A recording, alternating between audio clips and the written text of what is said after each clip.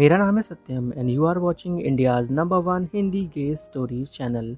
अगर आपने अभी तक हमारे चैनल को सब्सक्राइब नहीं किया है तो प्लीज़ चैनल को सब्सक्राइब कर दें और नोटिफिकेशन बेल को ऑन कर लें ताकि फ्यूचर में आने वाले वीडियोस के अपडेट आपको समय पर मिलते रहें।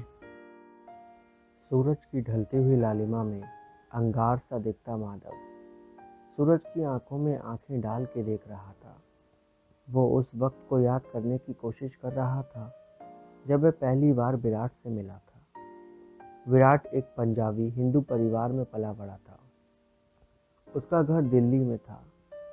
बचपन से ही विराट को क्रिकेट में बेहद रुचि थी, जिसकी वजह से उसकी घर पर अक्सर डांट पड़ती थी और कभी कभी मार भी।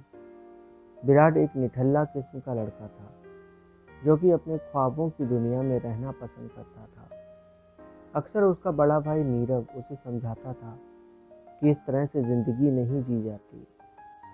अगर तुम्हें सच में अपने सपनों को साकार करना है तो तुम्हें उसके लिए मेहनत करनी होगी, क्योंकि जो मेहनत करते हैं वही सफल होते हैं। विराट अपने भाई की बात को ध्यान से सुनता और कुछ ही देर में उसे अपने दिमाग से निकालकर बाहर फेंक देता। विराट जानता था कि उसका भाई उसका भला ही चाहता है, पर उसके दिमाग में आने वाले ख्याल उसको चैन नहीं लगने देते थे। विराट 11वीं में आ चुका था। उसका दाखिला शहर के एक मशहूर स्कूल में करा दिया गया था। उसे कंप्यूटर सब्जेक्ट दिलाया गया ताकि वो इंजीनियर बन जाए। विराट के स्कूल का पहला दिन था। वो बेड पर लेटे लेटे आलस कर रहा था, जैसे उसका उठने तक का कोई भी मन नहीं हो। उसकी माँ जोर से चिल्लाई, पर वो हिला तक नहीं। माँ को गुस्सा आया। उन्होंने पानी से भरी बाल्टी विराट के ऊपर उड़ेल दी। विराट पूरी तरह भीगा हुआ था, लेकिन बेशर्मी की सारी हदें पार करते हुए वह वैसा ही भीगा भीगा बिस्तर पर लेटा रहा। माँ गुस्से में बोलते हुए गई, धरती पर बोझ। कुछ देर और आलस करने के बाद विराट उठा, नहाया, स्कूल के कपड़े पहने, टाई लगाई, निकल पड़ा साइकिल पर। माँ पीछे से चिल्लाई, नाश्ता तो करके जा, पर तब तक वह जा चुका था। विराट साइकिल चलाते हुए इधर उधर देख रहा था। उसे साइकिलिंग करना बेहद पसंद था। विराट स्कूल की पार्किंग में घुस रहा था। वो इतना जल्दी में था कि सामने से आती दूसरी साइकिल को उसने नज़रअंदाज कर दिया और जोरदार टक्कर हुई। दूसरी साइकिल पर सवार लड़का आधा लटक सा गया। खुद को गिरने से बचाने के लिए विराट साइकिल के साथ जमीन पर गिर पड़ा था। जितेंद्र सर, जिनकी ड्यूटी लगाई गई थी साइकिल स्टैंड पर बच्चों की निगरानी करने के लिए, भागते हुए उन दोनों के पास आए। अरे रे, ये क्या हो रहा है? क्यों इतनी जल्दी में हो तुम दोनों? आराम से चलना नहीं आता क्या? जितेंद्र सर ने बोला गुस्से में उन दोनों से।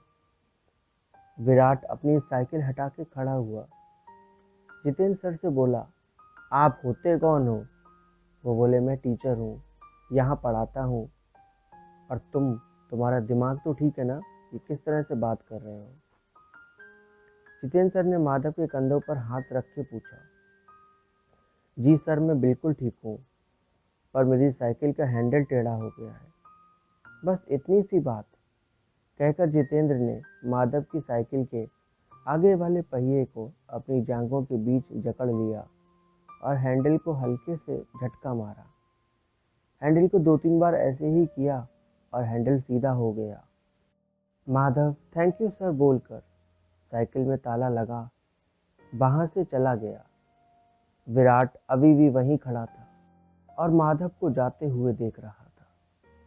अब तुम यहाँ क्यों हो? जाओ, प्रार्थना शुरू होने वाली है, जितेंद्र सर ने विराट से कहा। विराट साइकिल लॉक करके स्कूल के अंदर दाखिल हुआ। वो गलियारे से होते हुए आगे बढ़ रहा था और चपरासी ने प्रार्थना सभा की घंटी बजाई। कुछ ही देर में सब बच्चे और टीचर मैदान में आ चुके थे।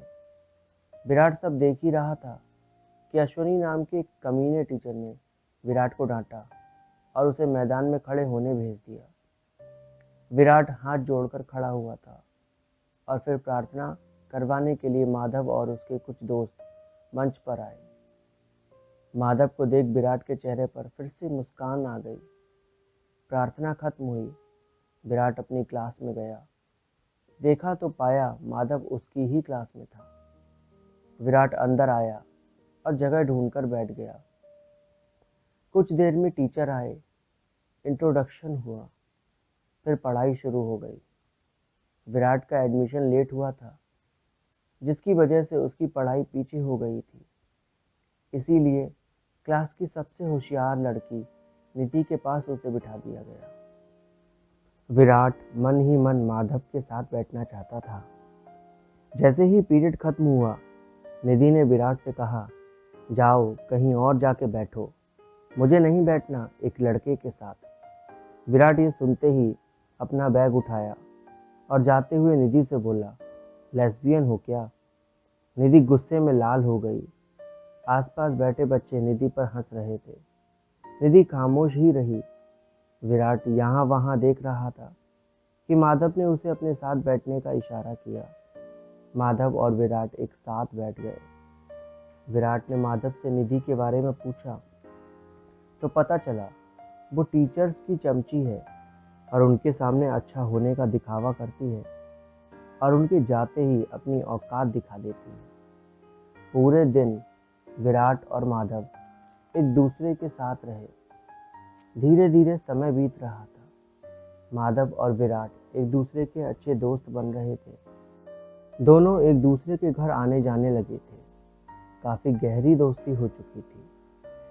कुछ महीनों में एग्जाम का टाइम आया तो विराट पढ़ाई के लिए माधव के घर गया। देर रात दोनों पढ़ते रहे। ज्यादा रात होने की वजह से माधव ने विराट को अपने घर ही रोक लिया। दोनों माधव के कमरे में थे। सर्दियों के दिन थे तो माधव ने रजाई ओढ़ ली और विराट भी उसकी रजाई में आ गया। ठंड कुछ ज़्यादा ही थी। विराट माधव के सीने से लग गया और माधव ने भी उसे अपनी बाहों की गिरफ्त में ले लिया। दोनों एक दूसरे से चिपके हुए थे। विराट ने अपना चेहरा माधव की तरफ किया और माधव ने विराट के होंठों को अपनी उंगलियों से छुआ। दोनों एक दूसरे की आंखों में देख रहे थे और फिर दोनों ने पहली बार किस किया। शायद ये दोनों की जिंदगी का पहला ही किस था। उस रात दोनों एक दूसरे में खोए रहे। अगली सुबह जब विराट जागा तो उसने अपना सिर माधव की छाती पर रखा हुआ पाया। माधव आंखें खोलकर उसे देख रहा था, पर विराट के लिए तो ये जैसे कोई सदमा सा था। वो झटके से माधव से अलग हुआ। सुनो माधव, कल जो भी हुआ अब वो दोबारा कभी नहीं होना चाहिए। विराट ने हर चीज का इल्जाम माधव पर लगा दिया था, क्योंकि उसे लगा इससे वो खुद को बचा लेगा और अपने सच को भी छिपा लेगा। माधव ने विराट को समझाने की कोशिश की, पर विराट उसकी सुनना ही नहीं चाहता था। धीरे धीरे दोनों अलग हो गए। आज जब 11 साल बाद माधव बाजार में विराट से यूं ही टकरा गया तो उसे उसका पहला प्यार फिर से याद आ गया।